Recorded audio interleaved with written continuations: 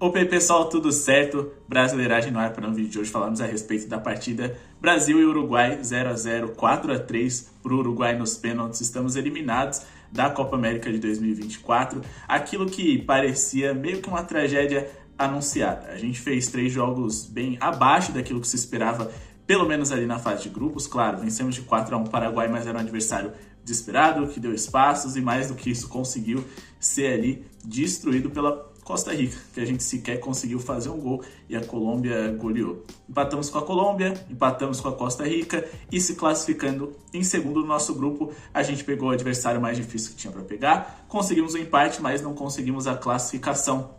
Mais do que isso, a gente teve um desempenho mais uma vez decepcionante e, para dizer o mínimo, a gente foi claramente inferior ao Uruguai. Eles podem até não ter dominado o jogo, criado diversas oportunidades, mas eles foram melhores e, no fim das contas, essa eliminação me pareceu muito justa. No final da partida a gente viu comentários como não existe terra arrasada e, bom, acho que a partir do material humano que a gente tem, que a seleção brasileira tem, de fato não dá pra gente dizer que é terra arrasada.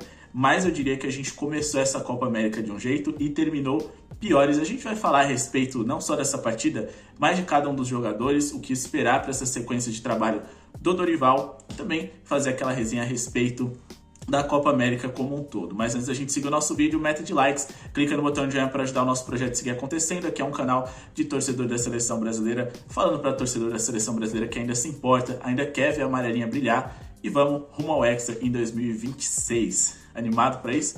Nem tanto. Mas já vou pedir também para você se inscrever no canal, deixar nos comentários quem vocês acham que devem ser convocados nas próximas convocações, quem são os nomes que você acha que precisa sair dessa lista e se você é até mais extremista, digamos assim, e quer um fora Dorival.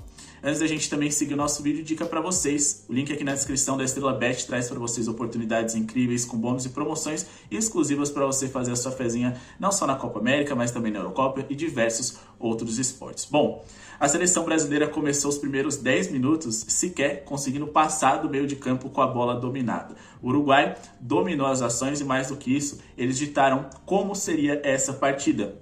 No pré-jogo a gente teve aí algumas declarações de jogadores da seleção brasileira, como o Wendel e o Andreas Pereira, que eu nem acho que tinham o intuito de provocar os uruguaios, mas disseram que essas palavras ditas pelo Andreas e pelo Wendel foram usadas na pré-eleição para os jogadores do Uruguai, que entraram aí com a faca nos dentes, ditaram esse jogo um pouco mais pegado, mais intenso, que o Uruguai tradicionalmente costuma fazer, só que com ainda mais intensidade, mas dessa vez com um pouco da assinatura do Bielsa, com posse de bola, criatividade, um time que não esperou ser atacado para reagir, mas propôs o jogo. E a seleção brasileira praticamente não conseguia fazer uma saída de bola. Eu achava muito importante que para essa partida a gente alargasse o campo, não necessariamente para os lados, mas desse um pouco mais de profundidade com a presença de um centroavante de área. Acho que isso funcionou em muitos momentos com o Endrick, por mais que ele não tenha conseguido se destacar com gols, assistências e criando muitas possibilidades de jogadas perigosas, pelo menos ele conseguiu dar uma dor de cabeça para os zagueiros uruguaios que eu não via, né, o nosso ataque com o Rodrigo, Rafinha e Vini Júnior fazer. Vini Júnior que ficou de fora por conta de uma suspensão. E, bom, apesar dele ficar um pouco alheio a essa eliminação, a essa derrota, a gente precisa destacar e cobrar ele, que é o nosso principal talento, pelo menos dessa geração em diante, né, que fez uma Copa América muito fraquinha, tomou um cartão amarelo bobo e que num jogo como hoje, com o Rodrigo jogando muito mal ali pela esquerda, quem sabe o Vinícius Júnior não poderia resolver. Até porque o Uruguai deu possibilidades da gente fazer o gol, por exemplo, mas não foi aquelas chances ali claras. Eu acho que a gente teve uma ali muito interessante com o Rafinha, outra ali com o Endrick que acabou tocando a bola pro lado e assim, a gente pode ficar bravo, o que for, mas é natural para o jogador da idade dele. A gente teve ali também muitas oportunidades ali em cobranças de falta, mas a gente sabe, né, gol de falta não é muito comum hoje no futebol e a gente estava anos sem fazer um gol. A gente fez no último jogo, a gente fazer um jogo consecutivo seria meio improvável, pelo menos estatisticamente falando. E aí a gente até conseguiu igualar um jogo ali nos últimos 10 minutos do primeiro tempo, mas ficava claro que o Uruguai tomou conta do meio de campo, era um meio de campo que conseguia criar mais, controlar mais o jogo, roubar com mais facilidade as bolas e mais do que isso, a saída de bola, né, a forma como eles chegavam do campo de defesa até o campo de ataque, era muito mais natural. Faltava ali o último passe, faltava criar uma chance clara, mas era mais natural. E ó, a gente continuou sofrendo também nas bolas paradas. Pro segundo tempo, a gente conseguiu tomar um pouco mais de conta do jogo, ter mais posse, mas aquela posse de bola nada inspiradora ali, que o Dorival simplesmente não consegue fazer o time funcionar. Geralmente o Dorival sempre vem com discurso. Meu trabalho é fazer os jogadores chegarem até o último terço do campo e ali a inventividade, a criatividade deles que precisa fazer com que as coisas aconteçam. Mas o Dorival sequer consegue fazer o time chegar no último terço de campo. Então, é um tanto quanto tosco se ele vier com esse discurso, porque no fim das contas, por mais que a gente possa apontar dedo para diversos jogadores que jogaram muito abaixo do que podem, para mim fica evidente que esses jogadores de alto nível, que jogam na Premier League, jogam em um Real Madrid da vida, que são treinados por treinadores valiosos, só a gente é treinado por um técnico brasileiro, que sinceramente, gente, ninguém quer os técnicos brasileiros. Então, assim, um amigo meu até comentou no grupo lá de futebol, cara, por que só a gente não funciona com técnico meia boca? Já que grande maioria dos treinadores, né, do futebol de seleções são meia bocas. A gente tem ali um Nagelsmann, um Bielsa como grandes treinadores, mas é muito pouco. E, bom, no fim das contas, na minha visão, isso acontece porque só a gente aceita, pelo menos das seleções de médio a alto nível, trabalhar com um técnico brasileiro que, repito, ninguém no mercado quer. Absolutamente ninguém. E aí a gente sempre vê os técnicos brasileiros colocando a culpa na língua como se eles não pudessem pagar um professor ali de inglês, de espanhol, o que seja. É ridículo. Então, assim, a gente tem um treinador que, como muitos disseram, há 2 anos atrás estava treinando no Ceará, conseguiu ajeitar o Flamengo, é verdade, mas foi demitido ali porque teve uma reta final de trabalho, principalmente no Brasileirão, muito abaixo do que aquele elenco podia produzir. Então tinha muita gente que, ok, quebrou a cara quando o Vitor Pereira chegou no Flamengo, mas apoiava a demissão do Dorival. E aí ele chega no São Paulo, um time que foi muito competitivo, principalmente no mata-mata, mas que conseguiu vencer os seus jogos ali com alguns gols de fora da área. E não é como se não fosse mérito dos jogadores fazer um gol de fora da área, mas você fica muito mais ali pendendo pro lado do aleatório do que do criamos uma bela jogada. Teve gol de fora da área com Rafinha, com Wellington Rato, com Nestor, e aí o São Paulo foi campeão mesmo não conseguindo mais do que 2 vitórias jogando fora de casa naquele Campeonato Brasileiro. Então, vocês percebem como as coisas já estavam meio erradas? Eu até acho que o Dorival era o nome, não vou dizer ideal, mas dentro do mercado brasileiro era o nome correto a ser colocado na seleção brasileira. Mas, cara, eu tenho certeza, assim, que existiam diversos outros treinadores de alto nível fora do Brasil que adorariam treinar a seleção brasileira. Eu sei que o Bielsa é argentino, mas, cara, como é que pode a seleção brasileira não ter o Bielsa e o Uruguai ter? Como assim? Não faz nenhum sentido.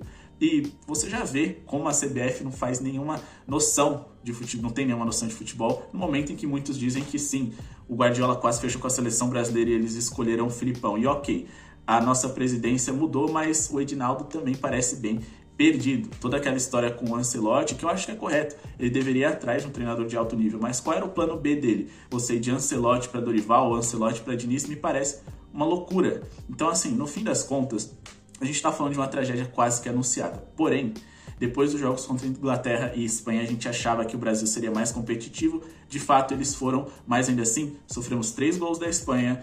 Eu diria que a Espanha fez para mais até, poderia muito bem ser um 5-3, um 4-3, por que não para eles? Eles jogaram melhor e a gente pegou uma Inglaterra ali, né, com alguns desfalques importantes. Eles perderam o Walker no meio da partida, jogaram ali, por exemplo, com o Gordon na ponta esquerda, que quase não teve minutos nessa Eurocopa, então era um time bem alternativo e com um péssimo treinador que é o Southgate.